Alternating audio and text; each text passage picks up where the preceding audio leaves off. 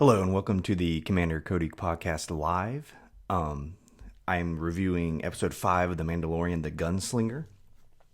First, my videos go live on Facebook on my Commander Cody podcast Facebook Live channel, and then I post them later on my YouTube channel called Toilet Topics. So check it out. Either way, if you like the video, like, subscribe, comment, ask questions.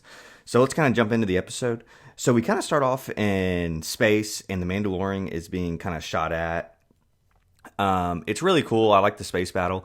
The guy kind of uses the same line from episode 1. I can bring you in hot or cold, and then the Mandalorian's like, that's my line. Does kind of a cool maneuver, kind of slows his engines down, does the kind of backflip or whatever, and then takes the guy out. So that was a cool scene. So clearly he's still being tracked by the guild and other bounty hunters. So every planet, he doesn't even have a chance to get to a new planet before he's getting tracked. So I feel like the show is really trying to create that like he's being hunted, there's nowhere safe for him. So I think it's doing a really good job of that. And then we get an awesome shot. They're going to Tatooine. We get the same shot from A New Hope, him going in the planet. It's just I thought maybe we would go here, but I just it's just so cool seeing like old locations from the original films. And this show's been doing a really good job of like showing us elements of the past, but not using it as like a crutch, I guess. They're not like using old characters, so it's like new characters going to maybe similar locations or similar type situations, but it just feels really fresh. So it just was so cool. Pit droids, as soon as I saw those, I was like, oh, I was so happy. Like, Dave Filoni directed this episode, and Dave Filoni worked with George Lucas directly to help create the Clone Wars animated show. And to me, this episode really felt like an episode of the Clone Wars, which is not a bad thing. It was just in live action, so I love that show. And I just saw so many touches of the prequels in this episode, but I like the prequels, so it was just like awesome for me to like see some of these things, and I was like, oh, it's so cool. So the Mandalorian's kind of introduced to this sassy mechanic, and I believe her name was Pelia, and I like her character. She's very like sassy and kind of back and forth, and the Mandalorian doesn't want the pit droids working on it, so she decides to do it. She wants to get paid. We see her playing cards with the pit droids, and then she discovers the baby Yoda, and she like kind of helps take care of it throughout the episode. We see that scene from, I think, one of the trailers, the stormtroopers on spikes. So we didn't really get an explanation, but I'm guessing the locals took them out, perhaps even some other gangsters, because it's kind of interesting like what the government's like now, that because we know Jabba the Hutt was killed at Return of the Jedi, and it's been about 5 to 6 years, I think, after that. So who's running Tatooine? So it's very interesting. Maybe we'll stay on the planet and get some more answers. We'll see. So we go to the cantina. Now, I'd have to rewatch it because I've only seen it one time, just a couple of minutes ago. So I think it's the same cantina from A New Hope, but I'm not 100% sure because this one's ran by droid. So I thought that was very interesting because, in A New Hope, the bartender, I think his name's like Wolfar, is like, no, we don't like their kind in here. Get those droids out of here, when it's C-3PO and R2, when Luke and Obi-Wan are trying to get passage off the planet. So I thought that was a really cool callback to maybe like he got fired and the automation even hit Star Wars. So I thought that was really cool. While there, the Mandalorian's trying to find work. He asked the droid bartender if there's any jobs available. And it's the same type of droid that we see in Return of the Jedi that works on Jabba's cruise barge, assigning droid tasks and everything. I don't know the exact model or name. I'm sure other people know that. But the Mandalorian meets another bounty hunter named Toro. Well, he's not necessarily a bounty hunter yet. This is his first job, and he kind of hires the Mandalorian to go after a person named Fennec, and a deadly assassin. So he needs help with his first job. They take kind of 2 speeder bikes out to the Dune Sea, and the Mandalorian's definitely showing this kid the ropes. He's very green, doesn't really know what he's doing, and they come up on some sand people.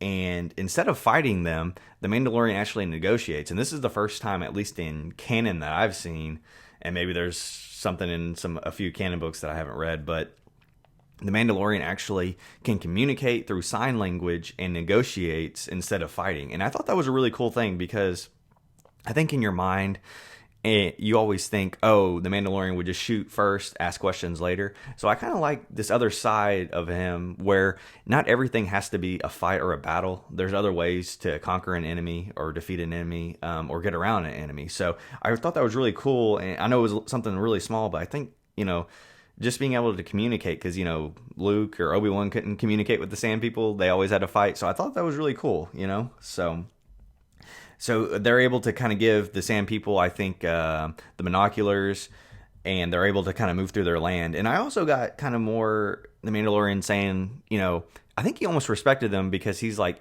they think that this is their land, and that everyone else is trespassing. So he gave me a very Indian versus like cowboy, or Indian versus like, the expansion of the West kind of vibe of like, this is our land first, but then you come here, so you just decide that it's yours.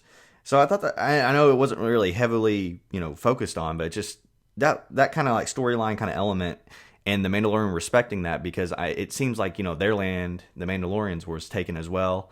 So it just, I don't know, it was really cool, like themes throughout the episode with that. So they kind of come upon a dewback. The Mandalorian kind of walks up. It's another bounty hunter. He's already been killed. He gets shot at by a sniper rifle by Fennec, and his Beskar is able to take the hit. So there, he said, the Mandalorian's kind of like, hey, we need to wait until nightfall before we attack. So they do that, and how they do their attack is really cool. They're both on the speeder bikes. They have these kind of like flare type gun type things, and they keep shooting them off to hopefully blind her. One of the speeder bikes is taken out, but they are able to capture her. And then since, they don't have a ride, the Mandalorian goes to go get that dewback so they can make it back.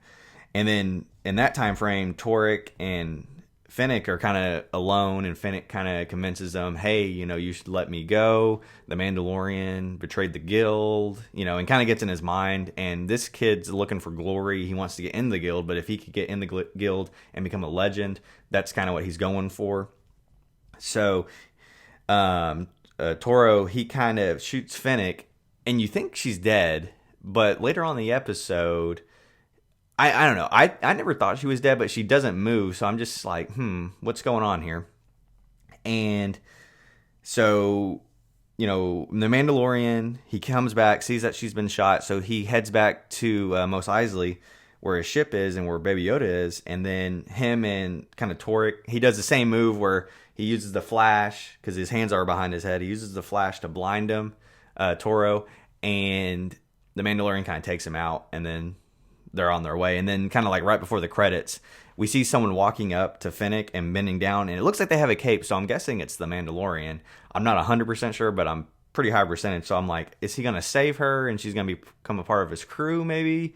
And then that's kind of the end of the episode. So very quick episode. I really enjoyed it. A lot of the good elements.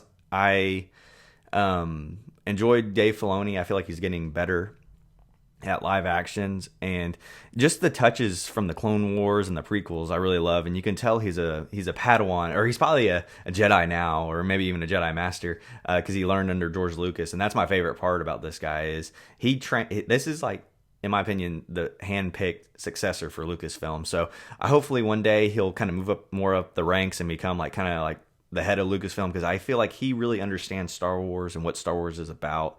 At least according to George Lucas, and he can bring like the Force elements. And I don't know whose idea it was to have a Baby Yoda, but I have a feeling it was Dave Filoni's. But I don't know. I don't know that for sure, but that's just kind of my theory, that because Jon Favreau was very, about Boba Fett and the bounty hunter type aspect of it. So what, to hook other fans that are like maybe like the bounty hunters but want more Force type stuff, I think that's why maybe Filoni brought in Baby Yoda. This is nothing I know personally, just something that I have in my head. So overall, great episode. I think we might be staying on Tatooine,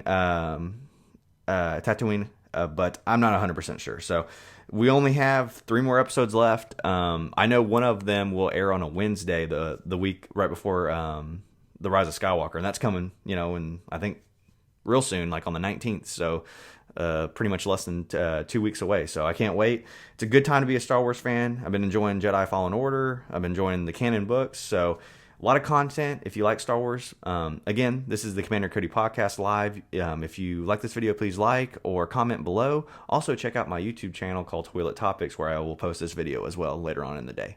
Thank you. Have a good day.